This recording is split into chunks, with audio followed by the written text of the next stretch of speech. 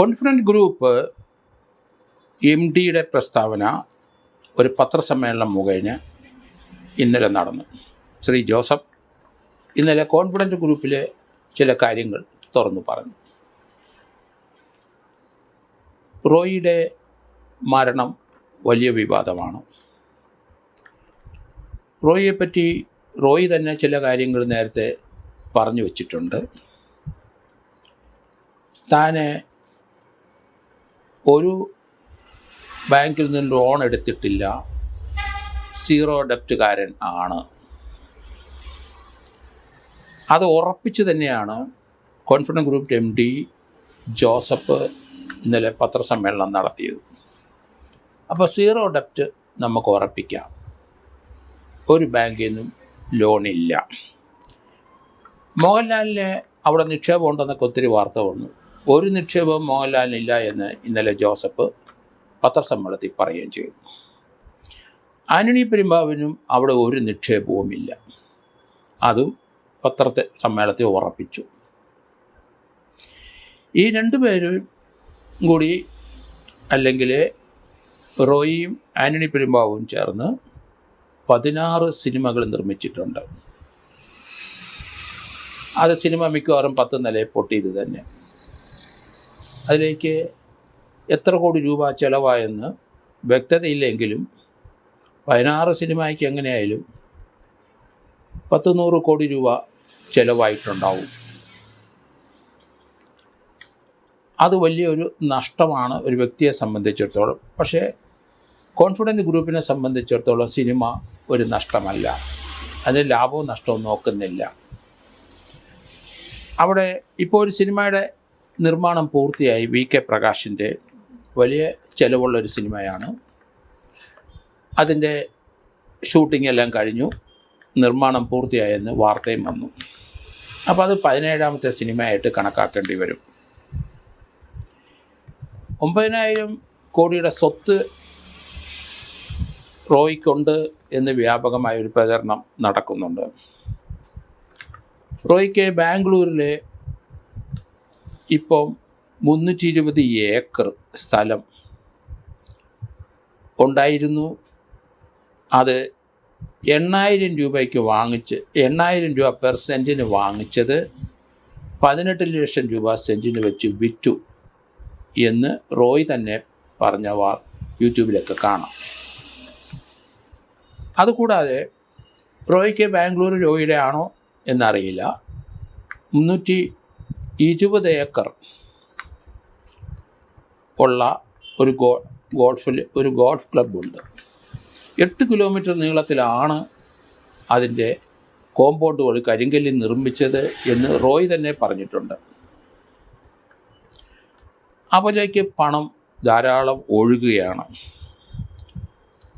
ഇപ്പം ബാംഗ്ലൂർ ഒരു കെട്ടിടത്തിൻ്റെ പണി 1.5 ലക്ഷം ചതുരശ്ര അടി വിസ്തീർണമുള്ള ഒരു കെട്ടിടത്തിൻ്റെ ആർഭാടമായി ജീവിക്കാനുള്ള കെട്ടിടത്തിൻ്റെ പണി ഏകദേശം പൂർത്തിയായെന്ന് റോയ് തന്നെ പറഞ്ഞിരിക്കുന്നു. റോയിയുടെ ആഡംബര ജീവിതത്തിന് എത്ര വേണേലും പണം റോയ് ചിലവാക്കുന്നത് നമുക്ക് കണ്ടിട്ടുണ്ട്. പുള്ളിയുടെ കൂടെ 15ഓളം സെക്യൂരിറ്റി ജീവനക്കാരും നിരന്തരം ഇന്ത്യയിൽ എവിടെ പോയാലും ഉണ്ടാവും. വലിയ ചിലവുള്ള കാര്യമാണത്. അത് ആഡംബര ജീവിതത്തിൻ്റെ ഒരു ഭാഗമാണ്. കഴിഞ്ഞ 1 വർഷമായിട്ട് പുള്ളി ബാംഗ്ലൂർ വന്നു കഴിഞ്ഞാൽ ഒരു 5 സ്റ്റാറോ 7 സ്റ്റാറോ ഹോട്ടലിലാണ് താമസിക്കുന്നത്. ആ ഹോട്ടലിൽ ഒരു ഫ്ലോർ മുഴുവൻ ബുക്ക് ചെയ്തിട്ടാണ്, അതിലൊരു മുറിയിലാണ് റോയ് താമസിക്കുന്നത്. ഭയം കൊണ്ടാണോ അങ്ങനെ ചെയ്യുന്നതെന്ന് അറിയില്ല. എന്തായാലും അതും റോയ് തന്നെ പറഞ്ഞിരിക്കുന്ന കാര്യങ്ങളാണ്. മറ്റൊരു കാര്യം, മരണത്തിന് തൊട്ട് മുമ്പ് 3 ഇൻ്റർനാഷണൽ കോള് വന്നിരുന്നു. അത് ആരുടെയാണെന്ന് കണ്ടെത്താനുള്ള ശ്രമത്തിലാണ് ഇൻകം ടാക്സും മറ്റ് ഏജൻസികളും. പക്ഷേ റോയിയുടെ സംസാരത്തിൽ നിന്ന് റോയി ഫ്ലാറ്റ് കൺസ്ട്രക്ഷൻ നേരിട്ട് നടത്തുന്നതായിട്ട് മനസ്സിലാകുന്നില്ല. അതേസമയത്ത് കേരളത്തിലും പ്രത്യേകിച്ച് തിരുവനന്തപുരത്തും കൊച്ചിയിലും ബാംഗ്ലൂരും ഫ്ലാറ്റ് കൺസ്ട്രക്ഷന് വേണ്ടിയിട്ട് സ്ഥലം കൊടുക്കുന്നത് റോയിയാണ്. അവിടുത്തെ കൺസ്ട്രക്ഷനൊക്കെ മറ്റു പലരും ആകാം. സ്ഥലങ്ങൾ കൈമാറ്റം ചെയ്യുന്നത് റോയിയാണ് എന്ന് ജോസഫ് കഴിഞ്ഞ ദിവസം പറഞ്ഞിരുന്നു. റോയി അത് ശരിവച്ചിട്ടുണ്ട്. 0 ഡെപ്റ്റാണ്.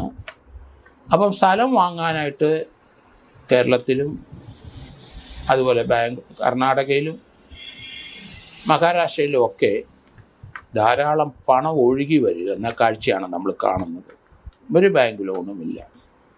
തിരുവനന്തപുരത്ത് തന്നെ 40ഓളം സ്ഥലത്ത് ഫ്ലാറ്റ് കൺസ്ട്രക്ഷൻ റോയി വിറ്റ സ്ഥലത്ത് നടക്കുന്നു എന്നാണ് മനസ്സിലാകുന്നത്. അപ്പോൾ ആ സ്ഥലം വാങ്ങാനുള്ള പണം റോയിക്ക് എവിടെ നിന്ന് വരുന്നു? റോയിക്ക് ഇടയ്ക്കിടയ്ക്ക് കോടികളുടെ വരവ്, പണത്തിൻ്റെ ഒഴുക്ക് വരുന്നുണ്ട്. അത് എവിടെ നിന്ന് വരുന്നു? എന്തുകൊണ്ടാണ് ചെക്കോസ്ലോവാക്യയുടെ ഭാഗമായി പിരിഞ്ഞുപോയ സ്ലോവാക്യൻ രാജ്യത്ത് അവിടുത്തെ ഒരു ഡിപ്ലോമാറ്റായി ഇന്ത്യയിലേക്ക് റോയി വന്നത്? ആ ഡിപ്ലോമാറ്റിൻ്റെ ചുമതല കർണാടക, മഹാരാഷ്ട്ര, ഗുജറാത്ത് എന്നീ സംസ്ഥാനങ്ങളിൽ മാത്രം. വേറൊരു ഡിപ്ലോമാറ്റുണ്ട് പ്രൈവറ്റ്. ആ ഡിപ്ലോമാറ്റ് നോർത്ത് ഈസ്റ്റേൺ സ്റ്റേറ്റിലുള്ള സംസ്ഥാനങ്ങളുടെ ചുമതല വഹിക്കുന്നു എന്ന് പറയുന്നു. ഇത് ഗവൺമെൻറ് ഓഫ് ഇന്ത്യയുടെ അംഗീകാരത്തോടുകൂടിയാണോ നമുക്കറിയില്ല.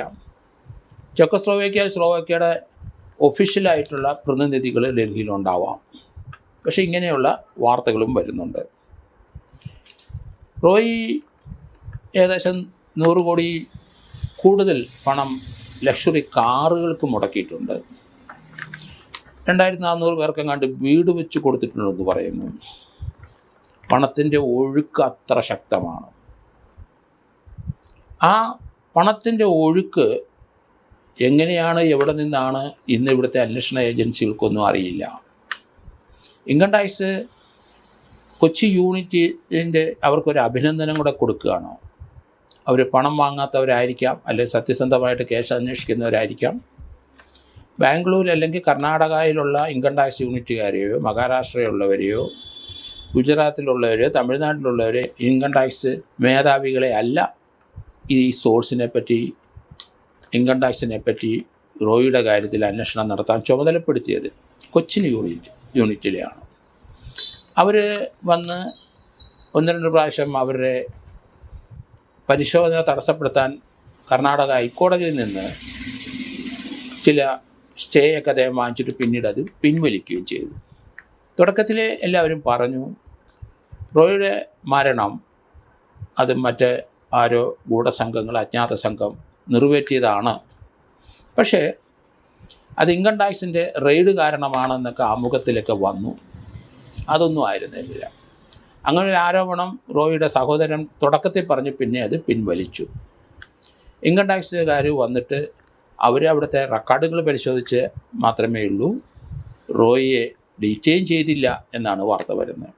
കർണാടകയിലെ CID ഡിപ്പാർട്ട്മെൻറ്റ് ഇതേപ്പറ്റി അന്വേഷിക്കുന്നുണ്ട്. റോയി ഇൻകം ടാക്സ് ഡിപ്പാർട്ട്മെൻറ്റ് ആവശ്യപ്രകാരം തൻ്റെ ക്യാബിനിലേക്ക് കയറി വാതിലടച്ച് പൂട്ടി അകത്ത് പോയി കഴിഞ്ഞിട്ട് മരണപ്പെട്ടു എന്നാണ് വാർത്തകൾ. ആ മുറിയിൽ മറ്റാരുമില്ല. എന്തുകൊണ്ടാണ് റോയി മരണപ്പെട്ടത്? ഇൻകം ടാക്സിന് തീർച്ചയായിട്ടും റോയി ഇൻവെസ്റ്റ് ചെയ്തിരിക്കുന്ന സ്ഥലത്തെ പണത്തിൻ്റെ സോഴ്സ് പറയണം. അത് റോയിക്ക് പറയാൻ കഴിയില്ല എന്നാണ് എനിക്ക് തോന്നുന്നത്. കാരണം 1000 കോടി രൂപയുടെ വ്യാപാരങ്ങൾ നടക്കുന്നത്, അതിന് വരുന്ന പണം ബാങ്ക് ലോണൊന്നുമില്ല. എവിടെയായാലും ശരി ഫ്ലാറ്റ് കൺസ്ട്രക്ഷന് സ്ഥലം കൊടുക്കുന്നത് റോയിയാണ്. ആ സ്ഥലം ഒക്കെ എങ്ങനെയാണ് റോയിയുടെ കയ്യിൽ വരുന്നത്? ആ സ്ഥലത്തിൻ്റെ പണം അമിതമായി ഒഴുകുകയാണ്. കാരണം അങ്ങനെ പല സ്ഥലത്തും ഞങ്ങൾ സ്ഥലം വാങ്ങിച്ചിട്ടിട്ടുണ്ട് എന്ന് കോൺഫിഡൻസ് ഗ്രൂപ്പ് MD ജോസഫ് കഴിഞ്ഞ ദിവസം പത്രത്തിൽ പറഞ്ഞിട്ടുണ്ട്. അതുകൊണ്ട് ഞങ്ങൾക്ക് പേടിക്കാനൊന്നുമില്ല. പ്രോജക്റ്റുകളെല്ലാം അത് കൃത്യമായി മുന്നേറും. ആൾക്കാർ പണത്തിനാരും ബുദ്ധിമുട്ടത്തില്ല. അവരുടെ പ്രോജക്റ്റുകളെല്ലാം കൃത്യസമയത്ത് തീർത്ത് ഞങ്ങൾ കൊടുക്കും എന്നും പറഞ്ഞു. അതുകൊണ്ട് ആ കാര്യത്തിൽ ഒരു പ്രശ്നമുണ്ടെന്ന് ഞാനും കരുതുന്നില്ല. ഇവിടെ പ്രശ്നം വന്നിരിക്കുന്നത് പണത്തിൻ്റെ ഒഴുക്ക് റോയിലേക്ക് വരുന്നു. അത് എവിടെ നിന്ന്? അതിൻ്റെ സോഴ്സ് എന്ത്? ആ സോഴ്സ് ഉപയോഗിച്ചാണോ പല സ്ഥലങ്ങളിലും പണം നിക്ഷേപിച്ച് അല്ലെങ്കിൽ സ്ഥലം വാങ്ങിച്ച് കൂട്ടിയത്. ആ സ്ഥലം എങ്ങനെയാണ് റോയിയുടെ പക്കലേക്ക് വന്നത്? റോയി വളരെയധികം ആഡംബരപരമായി ജീവിക്കുന്നതിനും ആയിരക്കണക്കിന് കോടി രൂപ ഇപ്പോഴത്തെ കണക്കനുസരിച്ച് അദ്ദേഹത്തിന് ഒരു മാസം വേണം എന്ന് തന്നെയാണ്. അത്ര രീതിയിലുള്ള പണമൊഴുക്കും ആ രീതിയിലുള്ള സുഖലോലുപതയിലും ആ രീതിയിലുള്ള ലക്ഷറി ലൈഫിലും പോയിക്കൊണ്ടിരിക്കുന്ന വ്യക്തി, അങ്ങനെ പണത്തിന് യാതൊരു പഞ്ഞവുമില്ല, പണം ഇഷ്ടം പോലെ തനിക്ക് കൈവശം ഉണ്ട്, അതുകൊണ്ട് ആ കാര്യത്തിൽ തനിക്ക് വിഷമമില്ല. അത് തന്നെയല്ല, കൺസ്ട്രക്ഷൻ നടക്കുന്ന ഫ്ലാറ്റുകളെല്ലാം മറ്റു ചിലരാണ് ചെയ്യുന്നത്, അവർക്ക് സ്ഥലം കൊടുത്തെന്ന് മാത്രമേ ഉള്ളൂ.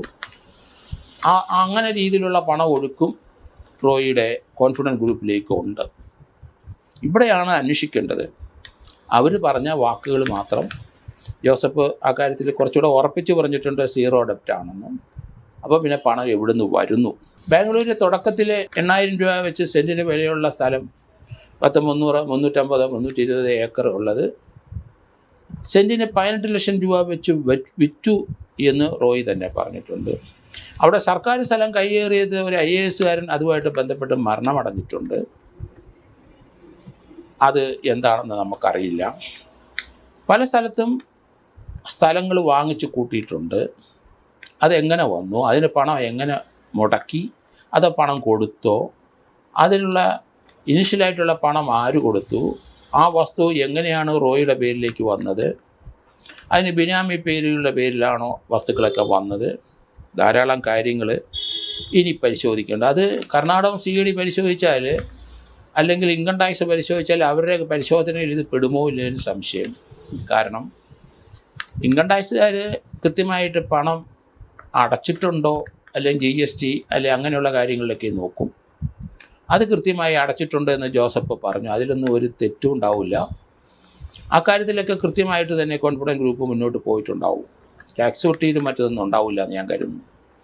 പക്ഷേ ഓരോ സ്ഥലത്തും വാങ്ങിച്ചു കൂട്ടിയ പണം, ആ വാങ്ങിച്ചു കൂട്ടിയ സ്ഥലത്തിന് അതിനുള്ള പണം റോയിക്ക് എവിടുന്ന് വന്നു എന്നുള്ള ഒരൊറ്റ കാര്യം മാത്രമാണ് പ്രസക്തമായ ചോദ്യമുള്ളൂ. ആ ചോദ്യത്തിലാണ് റോയി വീണുപോയതെന്ന് തോന്നുന്നു. കാരണം റോയി അതിനെ സംബന്ധിച്ചുള്ള സോഴ്സ് വെളിപ്പെടുത്തേണ്ടി വരും.